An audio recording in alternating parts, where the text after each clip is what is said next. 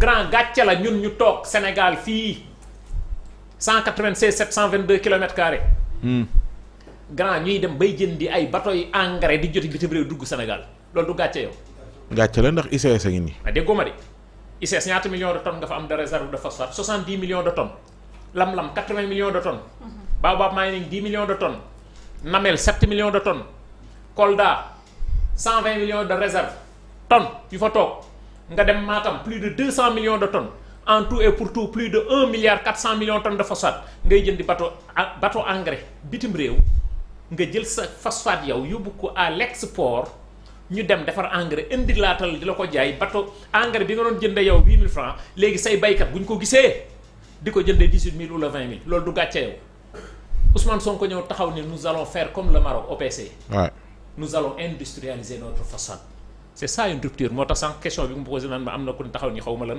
dañoo war a nationaliser nangam loolu mooy le nationalisme man loolu laa gëm ci loolu laa nekk tey ñu taxaw ñun suñu gaz jaayuñu ko dañ koy jël pompe ko centrale yi loolu mooy nationalisme jaayuñu en brut ñoom nasaraan si. ñu taxaw yuuxu ni nous n'allons plus financer les énergies de fossiles maanaam mbiru gaz beeg affaire yi ñuy recevoir kii mais dañu fàtte ñoom kan la ñuy tiitaroo du Norvège l'énergie verte 170 heures la. te Norvège c'est des souverainistes. déggoo ma de. c'est des souverainistes ils ont que 170 heures d'ensoleillement nous sommes l'un des pays les plus ensoleillés du monde avec 3000 heures d'ensoleillement. Ouais. de passage maa ngi nuyu Jean-Michel bu Azer. ma ne xale yi waa ji mu ngi taal àll bi na taal àll bi yépp na leer il a renégocié des contrats des centaines et des centaines de villages pour dëkk bi leer ñun loolu la ñu gëm grand il nous faut une souveraineté énergétique lu ñu mënti am on n'a pas cette souveraineté énergétique duñu dem fenn nous avons besoin d'une souveraineté alimentaire. d'accord et axe Dakar Ouaga bi. te loolu. dafay toucher toute cette zone. xam nga sànq commencement wax maa ngi naan la nous sommes un pays aurifère. Ouais. Cette même couche géologique moom moo topp Mali moo dem Burkina moo dem ba Sierra Leone. moom moo dem foofu yëpp.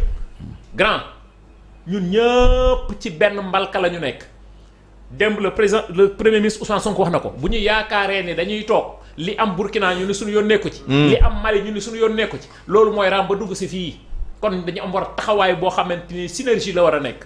et ñoom ñëpp tey booy xool ci tranche d'âge bi ils font partie de cette génération de rupture décomplexée envers ces tubaab envers ces naar. mais naka la ñuy collaborer ak ñoom bu fekkee ni ñoom ñu ngi def ci AES ñun ñu ngi ci CEDEAO la ñu dénkoon comme mission le président Bassirou Diomaye Diakhar Faye daanaka mënu ko matale parce que seen juboo ñu bëri jàpp nañ ni mënul nekk naka la ñuy def pour mën a collaborer ak merci très bonne question. xam nga ku nekk ak sa perception. ñoom c'est des militaires. nous ne sommes pas des militaires. ñoom dañu def coup d'état peut-être pour jël seen réew ñun dañu dem ci ay urnes démocratiquement ñu fal un chef d'état muy un civil kon taxawaay yi mënul nekk benn muy benn. deuxièmement gis nga boo deful géopolitique wala defoo géostratégique pour nga comprendre ces vrais enjeux dëggantaan. doo xam fan ngay taxaw.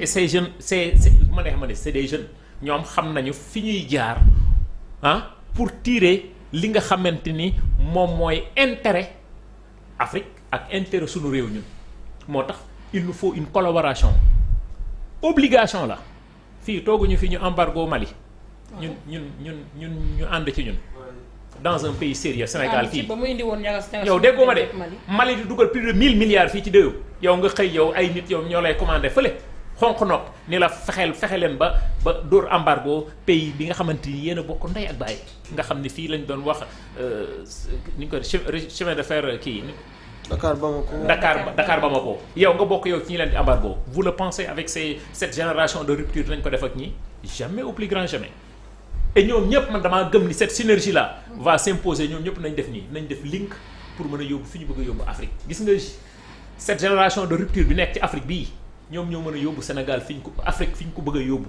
moo tax ma ne la sànq ci njeexital ni la nous avons une politique africaine à circonscription sénégalaise moo tax président bi mu njëkkee ñëw yéeg Mauritanie la tàmbalee def nii def sous région ba mu jeex doog a jël volam ni lay dem feneen waaye nag nekk nañ ci réew moo xam ne dafa naqaree waxe gis nga grand dafa am ñoo xam ne fii nañ ko wax te dee dañoo yore seen presse écrite wala parler wala leneen ak leneen yoo xamante nekk wuñu fi lu dul def de la propagande lii mooy dëgg.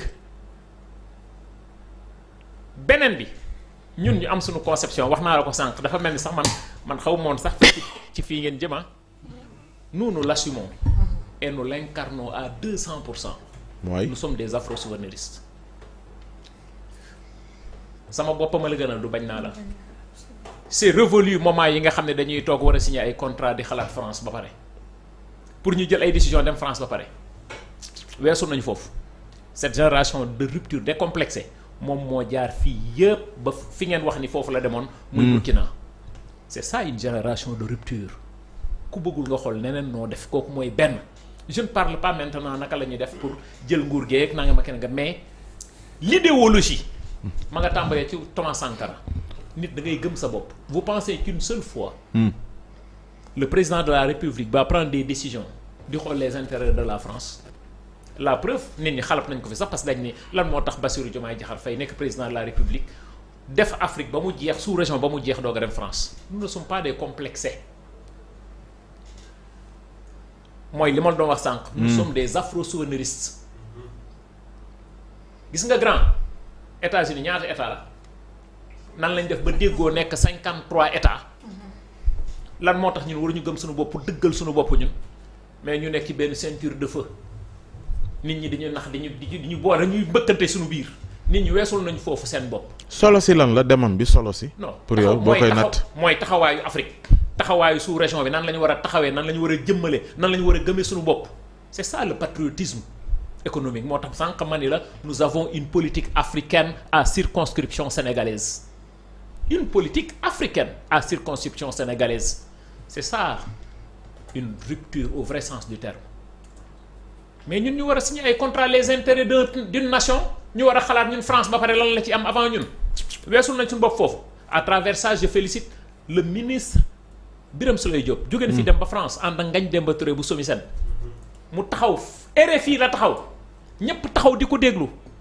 mu ne si je vois les intérêts du Sénégal aujourd'hui en Arabie Saoudite j'irai les chercher méchamment nous cherchons le plus offrant